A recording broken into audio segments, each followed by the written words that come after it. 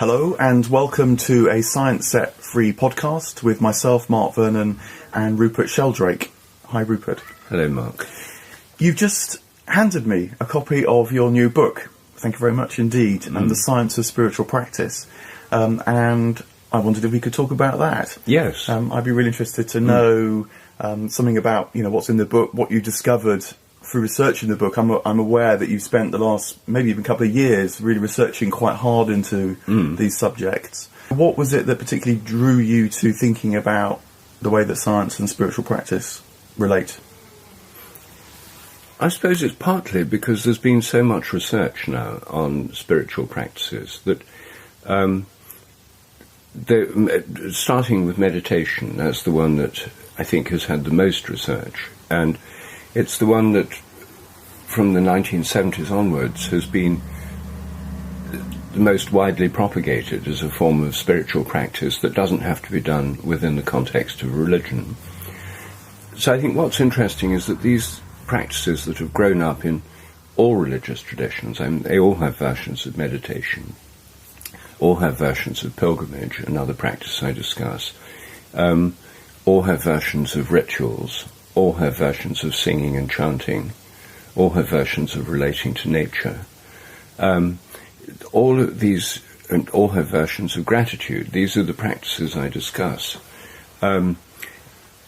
They've been embedded within different religions in their own forms, but this rather secular way of thinking about them that came about through scientific study of meditation first, has provided a way of looking at the practices, what they do, how they affect people, studying their effects scientifically, both on people's lives, well-being, happiness, and things like insomnia, depression, etc., and also on physiology.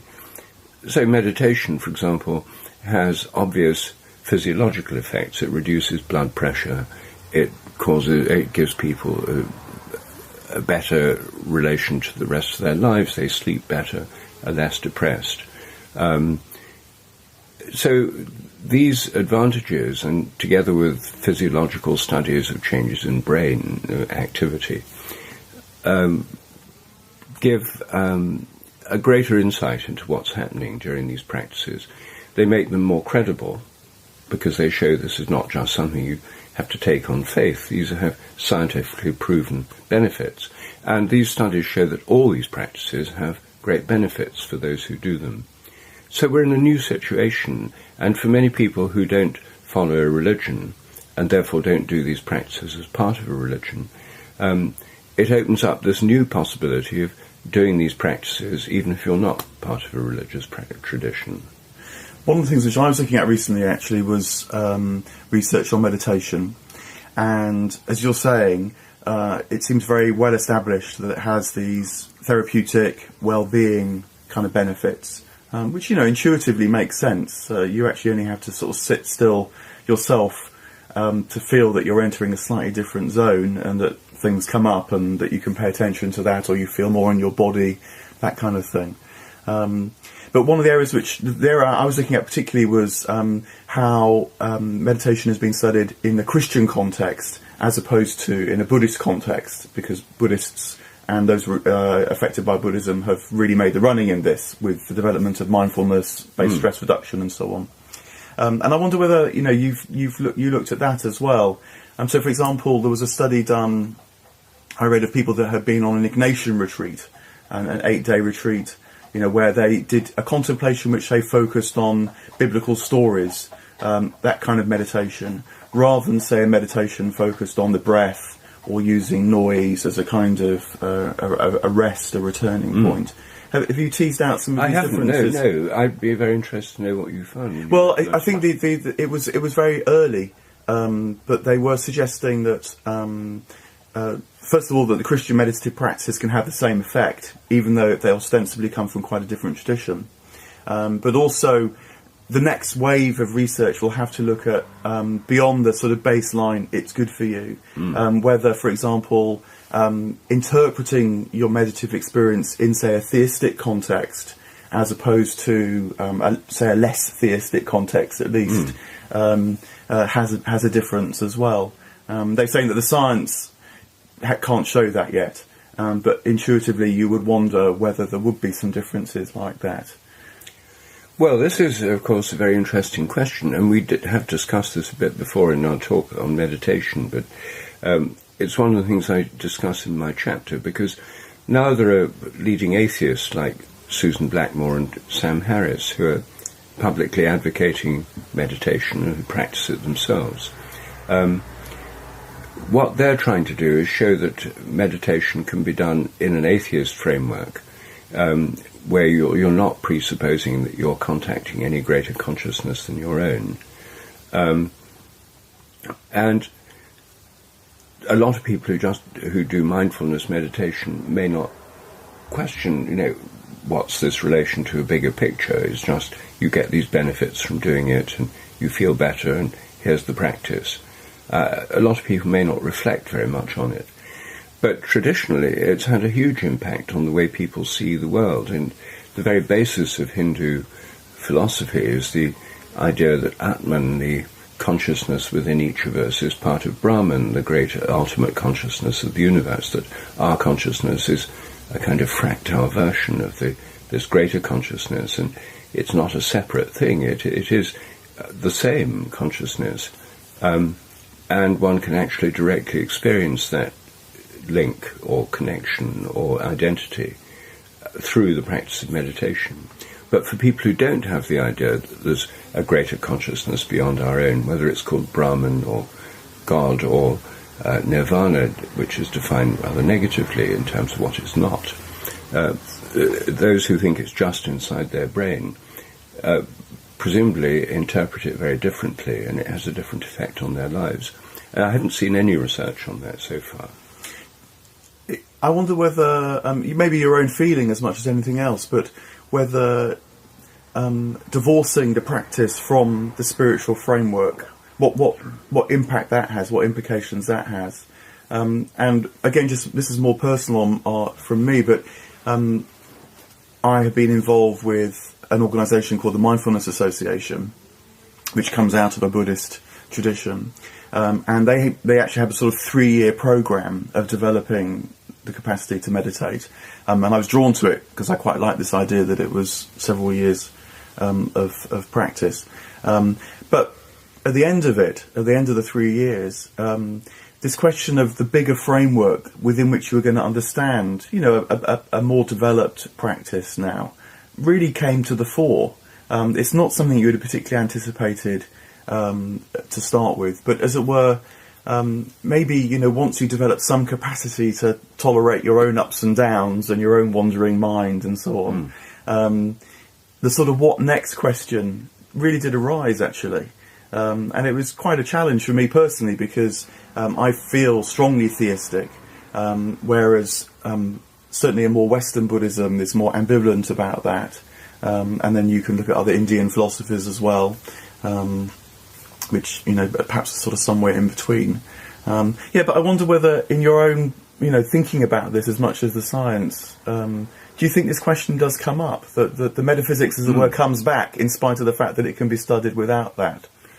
Well, it does, and I mean it's really a big issue, because in this book I'm talking about 7 different spiritual practices, all of which can be done outside a religious framework. You can just do them. And they sort of, what I do in the book is leave the question open. I myself, because I'm a practicing Christian, do all these practices myself within a framework. But you don't have to be within a religious framework to do any of these practices.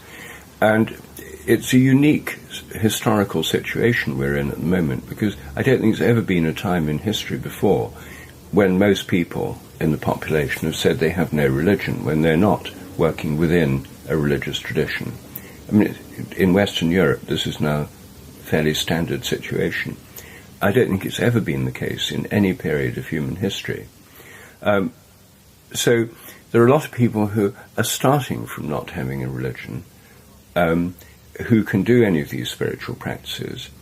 And for some, they can meditate for years without feeling a need to become part of any religious framework, and some people in the secular Buddhist movement actively oppose the idea of a religious framework. They want the Buddhist practice, but they don't want the Buddhist stories or a framework or belief in reincarnation or rebirth or anything like that. It seems to me quite possible that anyone who practices these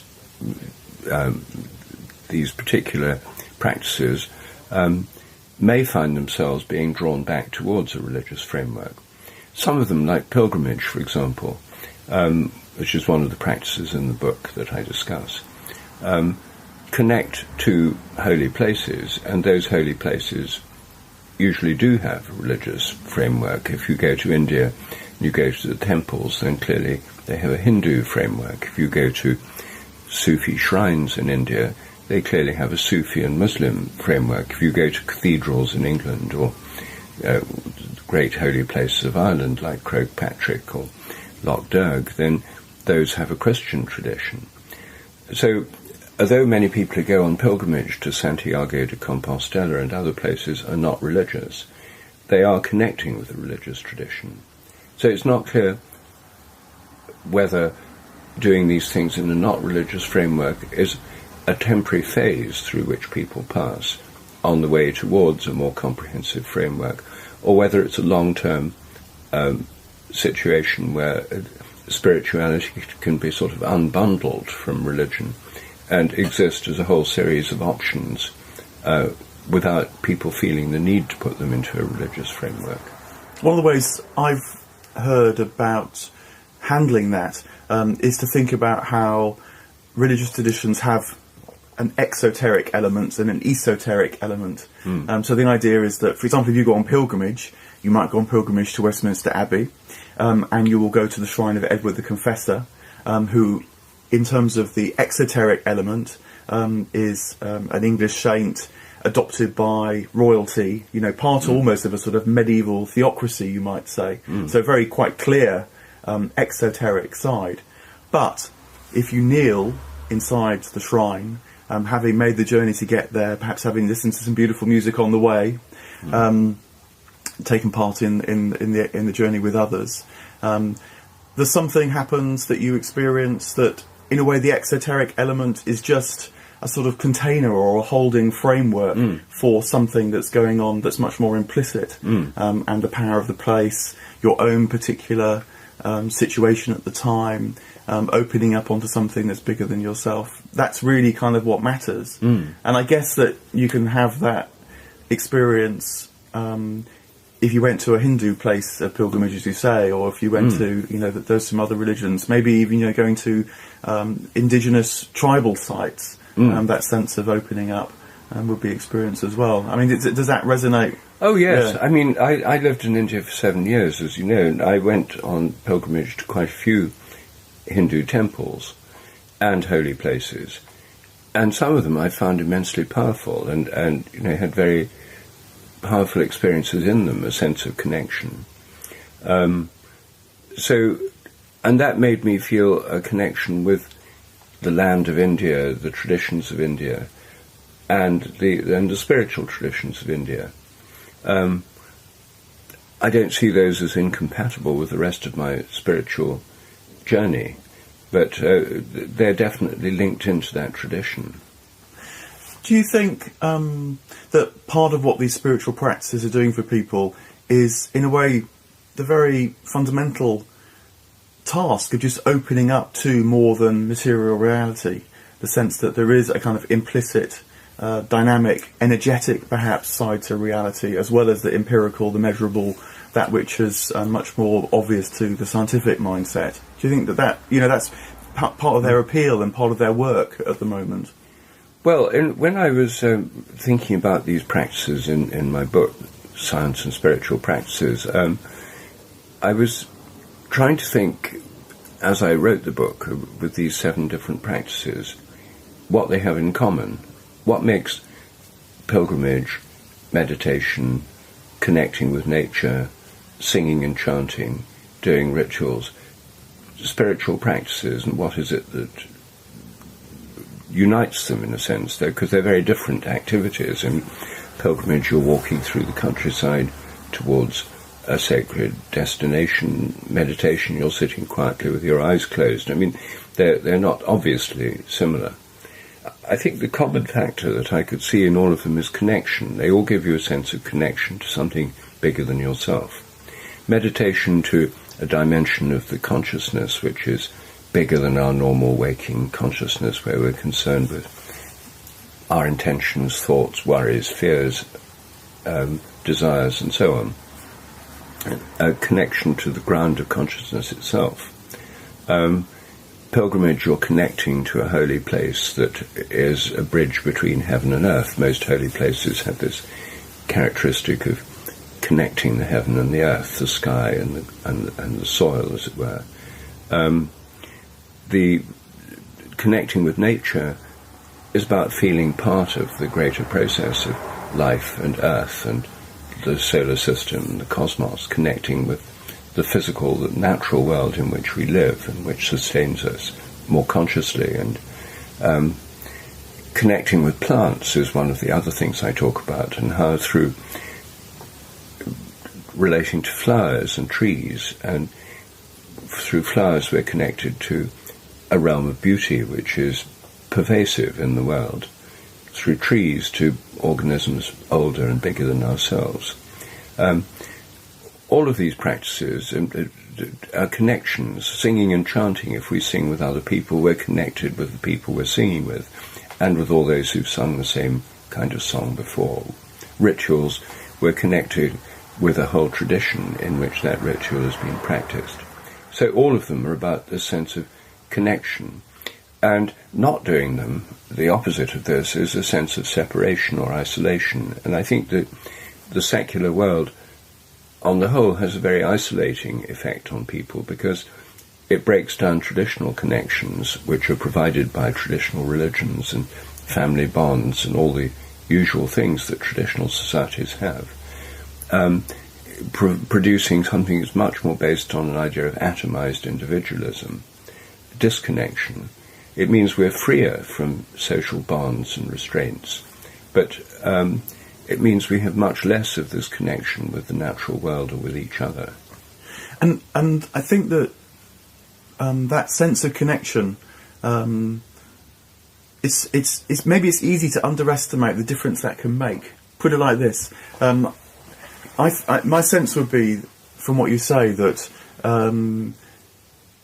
awakening to that dimension in life, to the way that things are linked, isn't just a sort of nice to have, and with a few therapeutic benefits on the side, but it really can open up your mind to different ways of thinking about yourself, the spiritual life, but also reality itself. One of the things which I've noticed in debates, say about science and religion, or between theists and atheists, these kind of culture wars, is that a practice can actually take these discussions into a completely different dimension, that, say, purely rational discussion or empirical evidence-based discussion really can't. You get sort of locked into a particular frame, and there's certain things that can be said and discussed, but it stays locked in.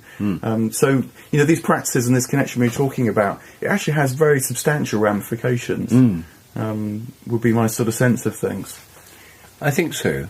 Yes, I think they have many ramifications, and I think that this sense of greater connection does open up, well, through the very sense of connection itself, the feeling that we're part of something bigger than ourselves, and part of something bigger than ourselves in human terms, as part of a society, as part of the changing evolution of humanity, part of the natural world, part of a conscious world which is far greater than us. I mean, all these things come about through these practices. And this sense of connection does have measurable health benefits on the whole. It makes people happier, healthier, live longer, and so on. I mean, these are all measurable benefits.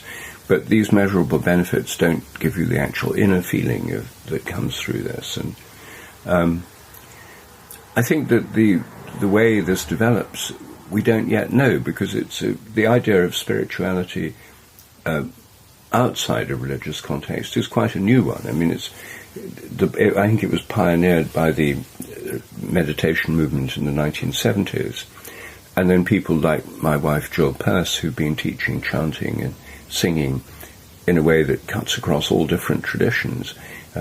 Again, since the 70s or 80s, there have been people pioneering ways of teaching spiritual practices that do it in a way that doesn't require a prior commitment to a religious tradition. But it's a relatively new phase of human activity that we're in, and no one knows where it's going to go. And it's only really become very widespread, I would think, in the last 5 or 10 years. It makes me think of the early Christian period in a strange sort of way.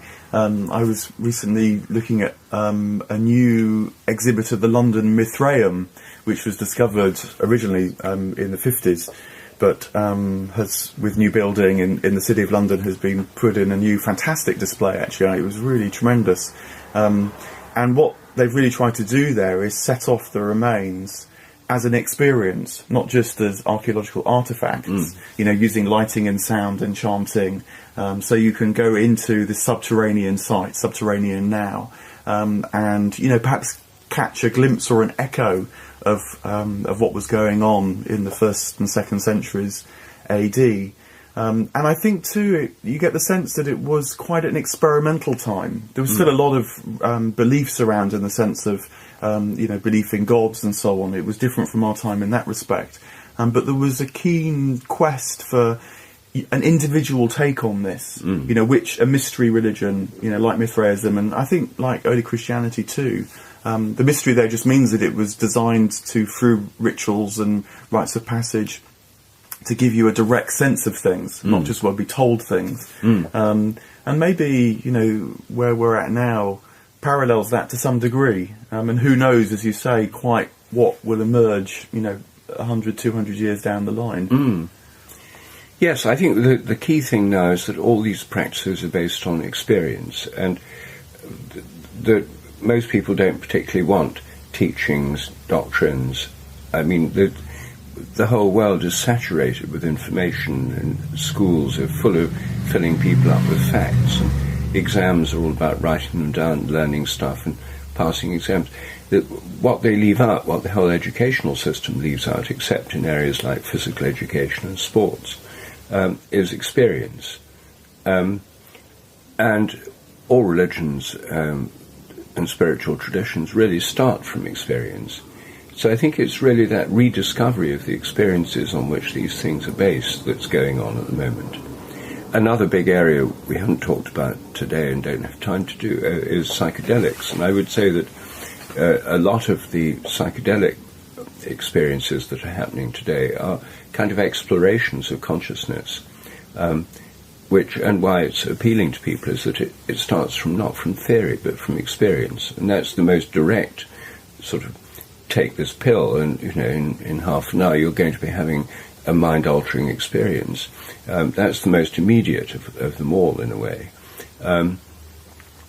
So I think it's starting from experience, building up from experience that's going on now, and I think that's what was happening, as you say, with Mithraism.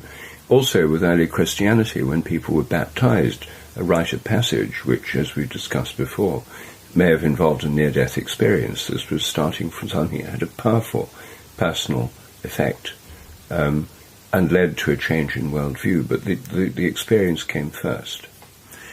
In researching and writing the book, what is the thing that you discovered that was, most surprising or new, or you hadn't realised had developed to such a degree, or, what's the standout kind of headline from the book for us? Well, I'm not sure that there was one. I think it was really not a single one. I mean, what it was a realisation there are these many different practices. I mean, I only discuss 7 in this book. There's many other spiritual practices that I don't discuss in this book that I plan to discuss in a subsequent book, but that there are so many ways that one can gain this sense of connection, and that some appeal more to some people than others. I mean, plants, for example, are very important for me. I've studied botany. Plants have been a big part of my life. Flowers, trees, and other aspects of plants. For some people, they're not very important. pilgrimage is an important thing for me. I like the actual physical journey. For some people, they don't particularly want to go on walking through the countryside and muddy fields and things. So there's such a range of ways of connecting that are open to us, and we can find ways that work for us. I mean, that was really perhaps not very dramatic conclusion from this, that there are so many doors that we can open, so many ways of connecting that can enrich our lives and open up our spiritual development. And the other thing is that practically all of them are free. You can do any of these things. Meditation doesn't cost anything. Contemplating flowers or relating to trees doesn't cost anything. Going on a pilgrimage, you've still got to pay for food and shoe leather and things, but it's basically not a very expensive thing to do. Singing and chanting with other people is free. It's really this sense of tremendous opportunity. And in the world we live in, where many people are closed into a world of social media, constant information overload, that there are all these windows one can open and let the fresh air in of some other kind of connection. The tremendous potential of all this is what struck me most. And the science there to help you tease out what's within that potential, you might say, what that potential can mean to you. Yes, the fact that these studies can be studied scientifically, and the fact they can be shown to have measurable beneficial effects, is very important in the modern world, because unless it has the stamp of approval of science, most people think it's not real. And since I'm very empirical in my own thinking, and I like doing experiments, is what I do a lot of the time, the fact that these experiences can also be studied experientially. Experience and experiment are very close. I mean, in France it's the same word. Expérience means experience and experiment. And science is empirical, and empirical means based on experience. So the fact that science and these experiences can converge, I think strengthens them rather than weakens them, and also gives science a positive role in all this. For many years, science has had a kind of negative role in religion and spirituality. It's been seen as something that ridicules or casts aside or rejects everything to do with spiritual and religious traditions. Here, in this context, it's a far more positive and constructive role. And I know that each chapter ends with something you can try out yourself, some suggestions and so on. So it is very much a practical book as well as a book that tries to pull all this scientific investigation together. Very much so, yes. The whole point is that you can actually try it, and at the end of each chapter I suggest 2 practices that are simple, don't take long, and are free, that anyone can do if they're interested. Well, it's a very nice looking book. It has a beautiful plant on the front. It has a nice weight and feel, so I'm very much looking forward to getting into it properly. Thank you. Good, thanks, Mark.